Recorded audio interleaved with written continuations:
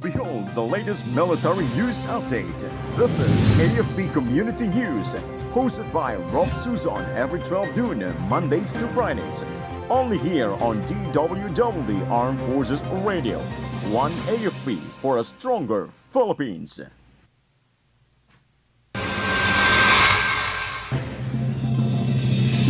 Job IB assist family of slain NPA member with government aid in Iloilo. AFP reports major reduction in CPP NPA forces ramps up anti-insurgency efforts. NDRRMC says one dead, one missing from Typhoon Marce. Nika intensifies into a typhoon, signal number 4 raised in some areas.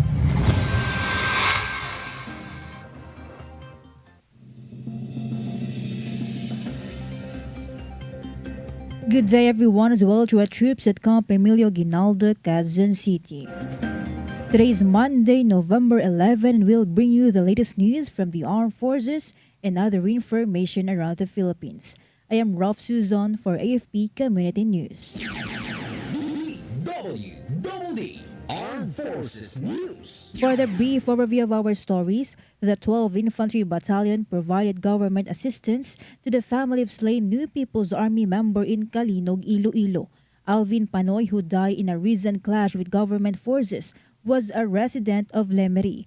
The Department of Social Welfare and Development, the Iloilo Provincial Government, and Lemery's local government unit joined in offering financial and logistical support. Lieutenant Colonel Vicel Jean Garsuta of 12 IB expressed gratitude to partners agencies for aiding the family, urging the NPA members to surrender and consider reintegration programs for a peaceful life. DWDD Armed Forces News. Armed Forces of the Philippines Chief of Staff General Romeo Browner Jr. announced a significant drop in CPP NPA fighters, down from 2,200 last year to 1,111, and a reduction in their firearms by 1,000. In a briefing after the 6th NTFL-CAC Executive Committee meeting, he attributed the progress to intensified anti-insurgency operations, which have reduced guerrilla fronts from 7 to 4. Moreover, he also warned the candidates against paying permit-to-campaign fees which fund the insurgency. The AFP aims to dismantle the remaining fronts by year-end, urging the fighters to surrender through ECLIP while strengthening the United States' ties for counter-terrorism support. Armed Forces Radio Report. And we have a report coming in from Shai about PMA faculty visits India National Defense Academy to strengthen ties and training standards. Yes, good afternoon. The Philippine Military Academy faculty, led by Dean of Academics Brigadier General Jose Demar A. Poli, visited India's National Defense Academy in Pune. The visit, part of PMA's effort to align its training with international military standards, focused on exploring cadet training exchanges, faculty collaborations, and curriculum benchmarking. Welcomed by Air Vice Marshal Sartaj Bedi, the delegation also marked the 75th anniversary of Philippine-India diplomatic relations. The said initiative supports PMA's commitment in enhancing military education through international partnerships. This is Shai Rivera reporting for AFP Community News, One AFP for Stronger Philippines. Thank you, Shai. DWDD Armed Forces News. Marine Battalion Landing Team Time in coordination with the local government delivered essential food packs to families in Cagayan province affected by Typhoon Marce. The unit deployed personnel and military assets to support local efforts, ensuring timely distribution of relief supplies to impacted communities. The initiative demonstrates their commitment in ongoing recovery efforts in their area of responsibility. DWDD National News. For our national news, the National Grid Corporation of the Philippines has implemented necessary preparations ahead of Typhoon Nika's arrival. The NGCP has ensured reliable communication equipment and repair resources are in place, and their personnel are stationed in strategic locations for prompt response. The agency also emphasized that these efforts are aligned with their integrated disaster action plan to ensure all transmission facilities are ready to address potential disruptions caused by the storm. Armed Forces Radio Report. On the other line, let us hear more from Leonor about Second ID joins Tanay Zain Festival celebration. The 2nd Infantry Jungle Fighter Division participated in Tanay Rizal's Hain Festival.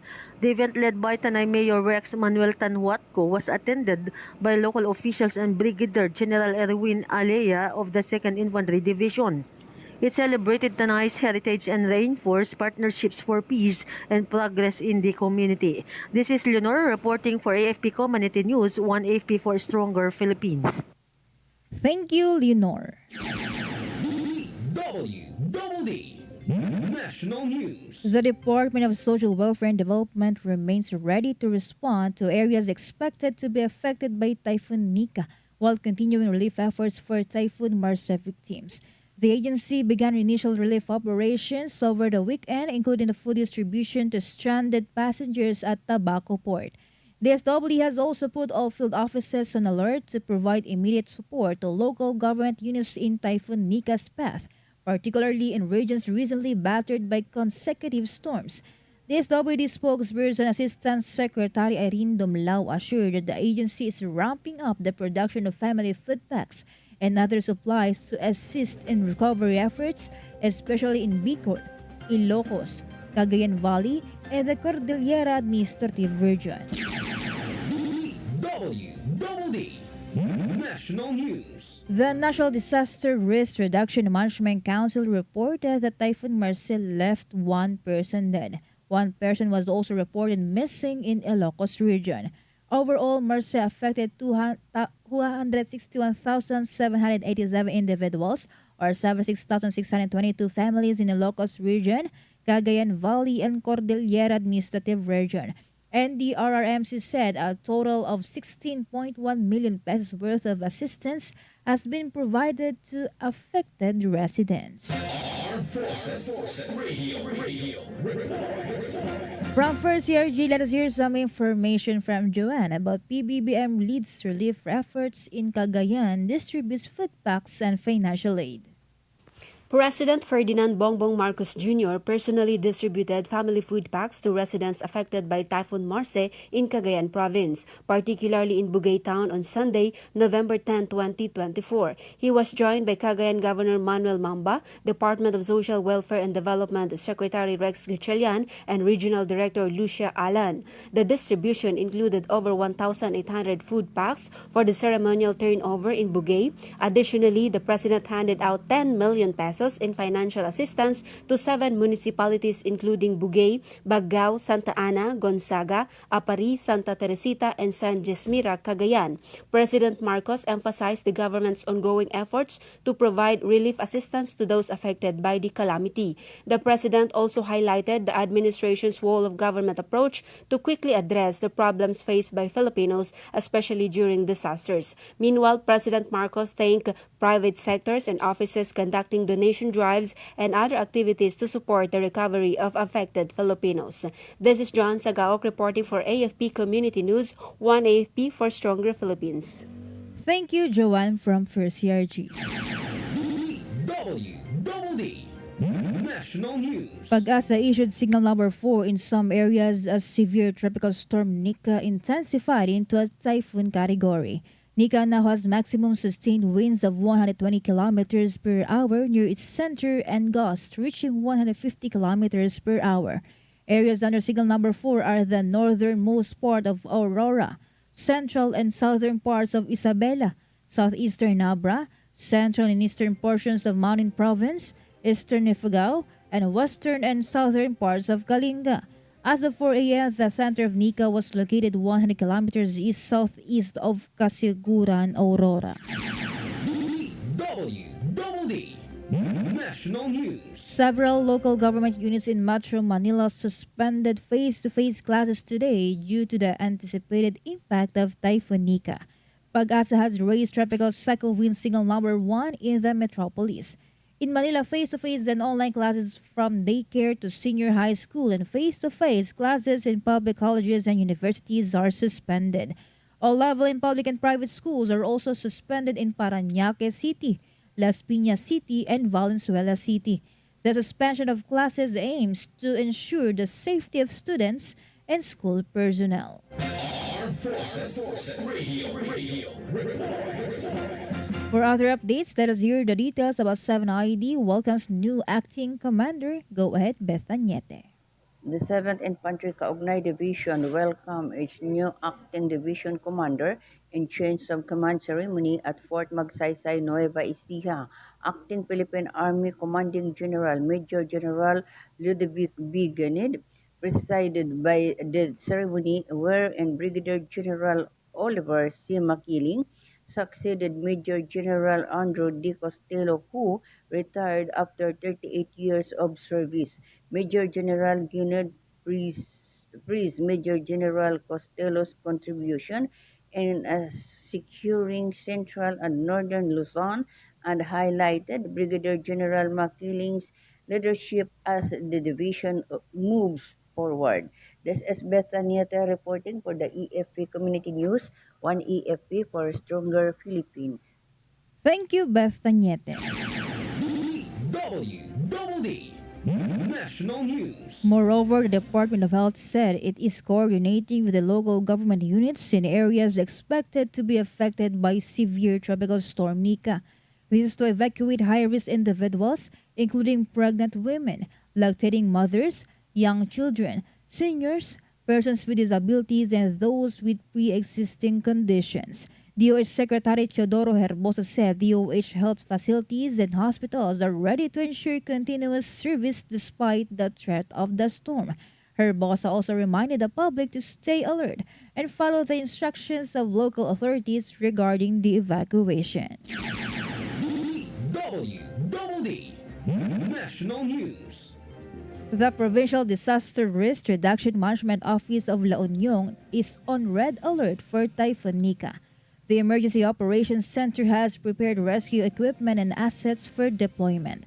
The provincial government also suspended classes on all levels today to ensure the safety of the students.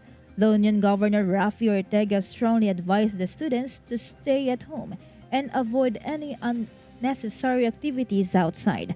Ortega also urged the residents to call Hotline 911 or the La Union Rescue Mobile number for emergencies. Armed Forces Radio Report. More updates from First CRG. Let's hear some information from Meljoy about NOLCOM Command Operations Center holds enhancement program. Yes, Rofh, under the guidance of Lieutenant General Fernil G. Buca, Philippine Air Force, Commander of Northern Luzon Command Armed Forces of the Philippines, the NOLCOM Command Operations Center is advancing its capabilities with the development of a new operational manual to establish standardized protocols and procedures. Lieutenant Colonel Roel C. Felix, Philippine Air Force GSC Chief, COC of NOLCOM, alongside the Air Education Training and Doctrine Command, is leading the research and development phase of this essential initiative. NOLCOM continues to improve its operating systems, especially at its Integrated Command Center. With the arrival of a new system this quarter, the COC will provide decision makers with enhanced real-time situational awareness through a common operational and intelligence picture. Aligned with Lieutenant General Buca's vision of transforming NOLCOM to become a sustainment-maintained and readiness-trained force, the NOLCOM COC Operational Manual is designed to enhance the effectiveness of NOLCOM troopers in addressing the region's security, peace, and development challenges. This groundbreaking initiative reinforces NOLCOM's leadership in safeguarding northern and central Luzon while fostering progress within local communities. This is Meljoy Nesho Arroco reporting for AFP Community News, one AFP for Stronger Philippines. Thank you, Meljoy. DWDD National News. For other development story, the Pag-asa said the low-pressure area monitored near the Philippine Area of Responsibility has developed into a tropical depression. The tropical depression formed just as Typhoon Nika is expected to make landfall in Luzon today. Once inside the PAR, the tropical depression will be named of it. It is expected to intensify into a severe tropical storm within the next 48 hours. DWDD National News. Taming inflation and staying healthy are the top concerns of the majority of Filipinos. Latest survey of Octa Research shows that 66% of the 1,200 respondents seeked off lowering the prices of basic commodities as their biggest concern on the national scale, followed by additional wages for workers and access to affordable food, creating more jobs and reducing poverty. On the personal level, staying healthy and avoiding illness are the top priorities for 73% of the Filipinos. The survey was conducted from August 28 to September 2. Armed Forces Radio. Updates from Ella Mercado at Cavite MPS, NABS ranked number 10 most wanted person in Laguna. The operatives of Cavinti Municipal Police Station arrested a rank number 10 most wanted person in the target list of Laguna PNP after being launched the serving of warrant of arrest against him in Barangay Poblacion, Cavinti, Province of Laguna. Based on the report reaching Laguna Police Acting Provincial Director, Police Colonel Guabin Mel Unos, the arrested suspect identified as alias Gerson, a resident in the said municipality. Gerson was arrested for the crime of statutory rape without corresponding bail. The accused is now under the custody of Cavinti Municipal Police Station for proper documentation while still waiting its commitment order from the court. This is Ella Mercado reporting for AFP Community News, 1 AFP for Stronger Philippines.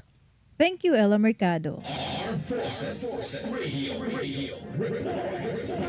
Now let's hear a report on the ground about Marines lead road clearing operations to reopen access after Typhoon Marce. Go for the details, Bea. Yes, Rofh, the Marine Battalion Landing Team 10 conducted road clearing operations in Cagayan and Batanes. This was in partnership with local authorities that aim to restore essential routes blocked by the Typhoon Marce. Clearing falling trees and debris, the Marines enabled the quicker delivery of aid to affected communities. The initiative demonstrates their commitment in ongoing recovery efforts in their area of responsibility. This is Beatrice supporting for AFP Community News, 1 AFP for a Stronger Philippines. Thank you, Bea. DWDD National News. For other national news, Philippine National Police Chief General Romel Francisco Marbil vowed stronger support and protection for law enforcers. This follows as some police officers are facing challenges due to previous administration's anti-illegal drug campaign. Citing PNP data, Marbil said that more than 1,000 officers were affected in the line of duty. 312 lost their lives and 974 were injured. The PNP chief said many officers injured not only physical harm, but also found themselves entangled in legal and administrative challenges. DWDD National News. The Department of Justice assured that Executive Order Number 74 that bans Philippine offshore gaming operators from operating in the country exempts no one. DOJ Undersecretary Raul Vasquez said that all offshore gaming operators and internet gaming licenses are covered regardless who issues their licenses. He pointed this out in response to questions if the EO74 also includes all economic zones. Vasquez noted that with finality and clarity, the EO removes all doubts and questions. Armed Forces Radio. Let us hear more updates from Gina about AFP welcomes a new chief engineer. Yes, Rofh, the Armed Forces of the Philippines formally welcomed the new AFP chief engineer in a change of Chief of Office ceremony recently. The said activity was presided over by the Inspector General Lieutenant General Agustin Malinit, wherein Brigadier General Ulpiano Olarte accepted the said position. The new chief, previously commander of the 55th Engineer Brigade, succeeds Colonel Rignon Carolasan, who will now serve as Deputy Chief Engineer. Lieutenant General Malinit commended Brigadier General Olarte for his leadership and expressed confidence in his ability to drive innovation and readiness in AFP's engineering projects. This is Gina reporting for AFP Community News, 1 AFP for a Stronger Philippines. Thank you, Gina. Armed Forces Radio. From Solcom, let us hear from Sena about exercise Kasangat 2024-2 concludes at Camp Elias Angeles in Camarines Sur. The month-long exercise Kasangga 24-2 concluded on November 8 at Camp Elias Angeles, San Jose, Pilica, Camarines Sur. This army-to-army training exercise aimed to exchange combat and civil-military operations techniques and enhance interoperability between the Australian and Philippine armies. The closing ceremony was attended by high-ranking officers with around 300 Australians and Philippine Army personnel who participated in the said training. Brigadier Douglas Pashley, commander of the 1st Combat Brigade of the Australian Army, highlighted the positive outcomes achieved through the exercise, underscoring the strengthened cooperation and mutual learning between the two forces. Major General Ludovic Ginid, Vice Commander of the Philippine Army, the guest of honor, expressed gratitude to those behind the program and commended the participants for their active involvement and dedication in sharing their skills and knowledge. This is Senna from Solcom reporting for AFP Community News 1, AFP for Stronger Philippines. Thank you, Senna from Solcom. DWDD National News. Over 1.1 million kilograms of ocean waste were collected since the aggressive coastal cleanup drive across the country started in 2016. The Philippine Ports Authority General Manager J. Daniel Santiago said the aggressive port and coastal cleanup activities were reinforced by policies which resulted in a steady decline of the total amount of waste collected in all PPA-governed ports nationwide. PPA data revealed that from 138,173 kilograms in 2016, the ocean went down to just 45,321 kilograms in the first half of 2024. Santiago said that this reflects the agency's effective waste management and environmental initiatives. DWDD Armed Forces News. That's all for today's broadcast. Thank you so much for joining us, especially to our audience in our Facebook page, AFP Radio DWDD. Don't forget to tune in tomorrow for more updates, same time and same station. Again, this is Rofh Suzon for AFP Community News, 1 AFP for Stronger Philippines. Behold the latest military news update. This is AFP Community News, hosted by Rofh Suzon every 12 noon, Mondays to Fridays. Only here on DWDD Armed Forces Radio. 1 AFP for a Stronger Philippines. Ito ang DWDD 1134 kHz AM. Balita, impormasyon at musika. Ito ang DWDD AFP Radio. Boses ng Kawal Pilipino. Kayo ay nakatutok sa DWDD AFP Radio. Kami po ay kasapi ng KBP, Kapisanan ng mga